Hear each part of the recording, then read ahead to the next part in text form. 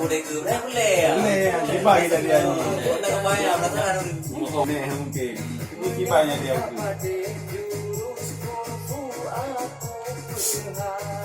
Beleri. Tunggu. Nyo macam mana ya rayu cai ni. Belum boleh dipulih lagi. Ada tu ada ketia mana deh. Ilmu mentang judul bangun. Aku nak tiba orang nanti. Kenapa yang susah masalahnya? Kalau kami nak dah dua hari. Pengen bukan di kami ni. Karena orang kaya ni. Oh ada masalah. Yang memang lagi yang buka. Tinggal hutang dulu bayi. Aje boh. Selamat.